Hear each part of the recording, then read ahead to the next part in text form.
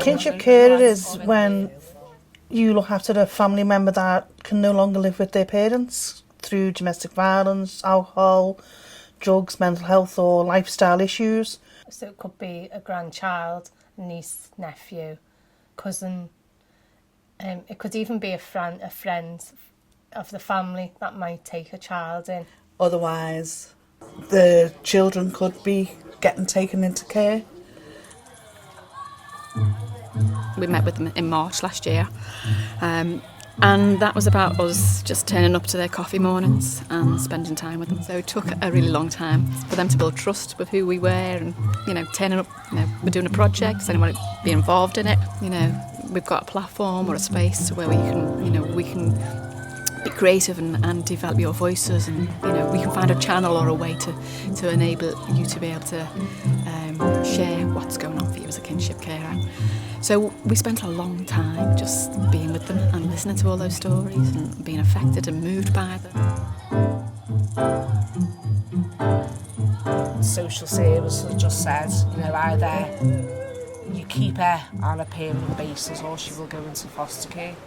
So we went for special guardianship, and it was all done, I think it was about 9 months from start to finish.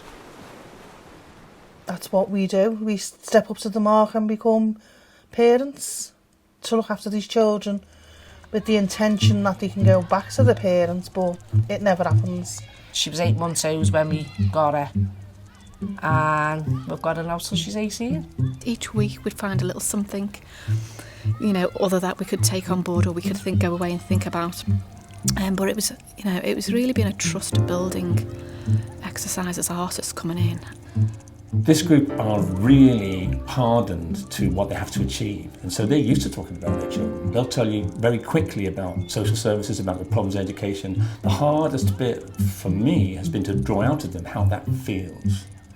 What is it for them emotionally?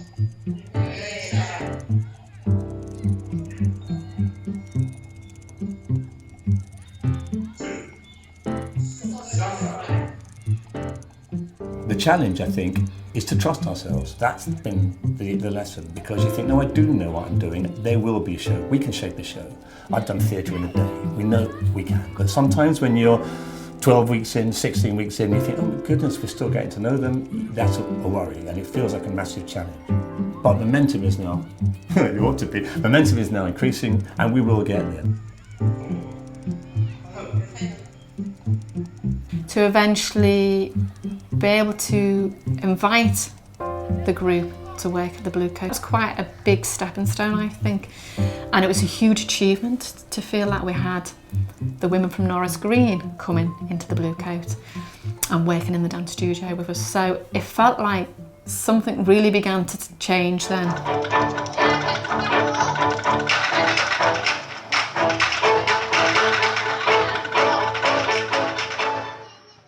When we did the assertive walk down, yeah, and stopped, yeah, didn't we shout something? Shouted listen. Yeah, didn't you? Yeah, forgot to start it. Yeah, great, making time. Okay, so the next section, done through.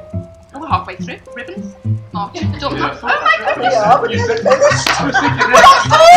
goodness! We've just done some very simple things like moving the shoulders, just very simple things about getting the body moving and awareness. So even them moving around in the space, just very kind of performative tools that I would work with any group about listening, how they listen to each other.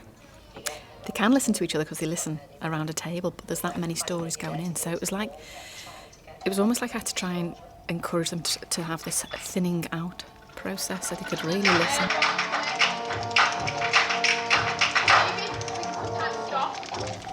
When I began, I thought, okay, these are people who are getting older and bring that experience to bear and are now bringing up children again.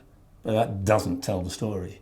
These are people who have got to my age, and in their late 50s, 60s, with all the energy that you start to lose at that age, and you think it's all done with. And all of a sudden, you might have a 2-year-old and a 3-year-old who might have special needs. Not only is that a new challenge, but you've got to find the energy from somewhere. I took on 2 young children. I only have my basic state pension is not enough for me to live on. So taking on 2 young children was quite a lot because there's only me to provide for them. And you do it and you think you can do it, and then you suddenly realise, well, we're in a different world and everything is so much more expensive and so essential these days. You get the phone call, you've been chosen to look after this child, you go to court and it's congratulations, go and be a mum, and then that's it, bang. There's no information, there's no what you're entitlement to, there's no help once you become an SGO or a carer. There's nothing, it's just brick wall after brick wall after brick wall. I feel like I'm not there for the good things. I'm only there as the moaning nan, the nagging nan, not the nice fun nan who used to take them out on day trips. We have daily challenges with my child who's got no organisational skills. She struggles to get up for school, struggles to get out to school. He's never really on time for school. There's constant fights in the house over silly little things, just sitting down to do homework.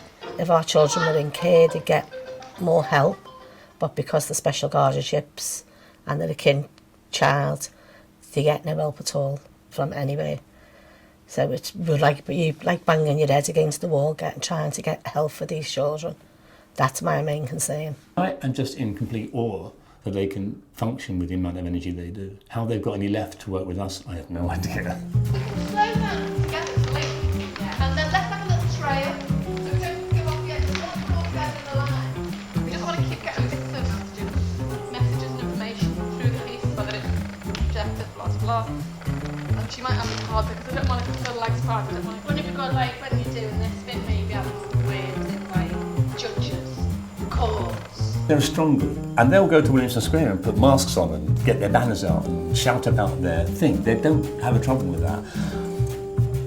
Helping them to understand that writing text down, presenting their thoughts, talking about their emotions, not just the banner headlines, but the artistic expression of something can have more power sometimes. The schools don't understand. They know the situation, but they weren't bothered. They weren't bothered at all. They weren't bothered at all.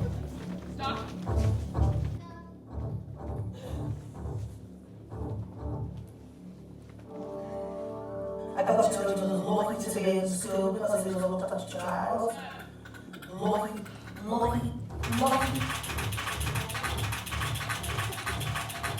It's the battle with the schools because the children don't get the right support. If the right support was there in the first place in school, I don't think we'd have half the problems we do. The support these people get is patchy, barely describes it. We've got a lady who talked about her head teacher as being her saviour. You know, she's the one that rang social services. She gave the school paid for the kids' uniforms and said, don't worry about it, just get the uniforms, bring me the receipts. That's on one end, but it's not the common story. The common story you hear is these schools don't understand these kids. Schools make massive assumptions that because they're a family, they're fine. They have lots of money and resources and mentors for children who are looked after by the system. For some reason, they don't see it. And I want the teachers and the education system to go, oh my goodness, we had no idea. We have to have a policy about this. We have to find a way to support them. It's all wrong because they don't sit and listen to you. So they should well, you're doing your job, we're doing our job, we should meet in the middle and have this compromise. But they don't understand that. There's no link. And when there is a link, it's all wrong. They don't listen to you. Listen.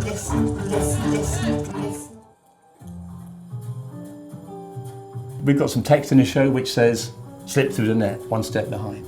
Social services I know they're stretched, but I think they need to treat the situation. These children are pulled out of very dangerous situations sometimes.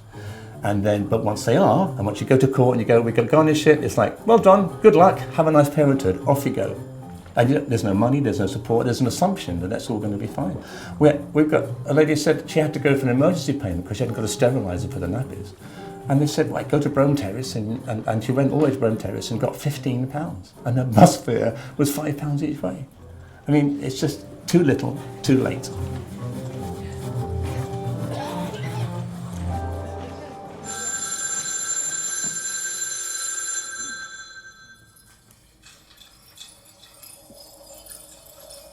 I just got given them one night. They just come and said, you know, we didn't take them. They were going into care.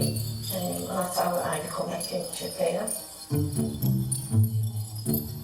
She couldn't really manage to look after them, so we had to take charge. I'm going to phone call at 11 o'clock at night to say, come and get your staff grandson, or he's going into care. She turns up close to 1 in the morning. A baby girl, 20 months. She was 8 months old when we got her. We got her out since she was 18.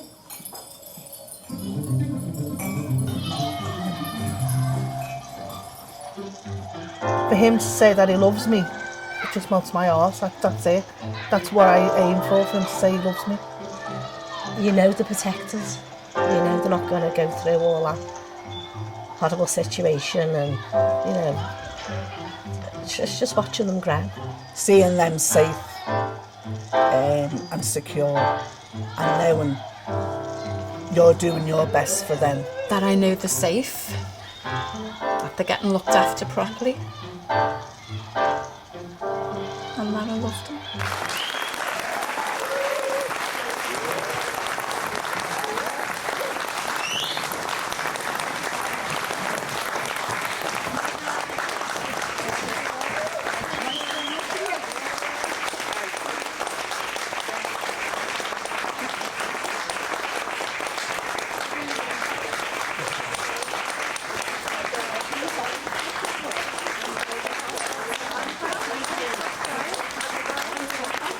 It's about getting that message out there, probably in a fun way, in an interesting way, and you know, hopefully reaching out to them people that we do need change. It was a release in a way to get our message across, because a lot of people don't understand what we're going through.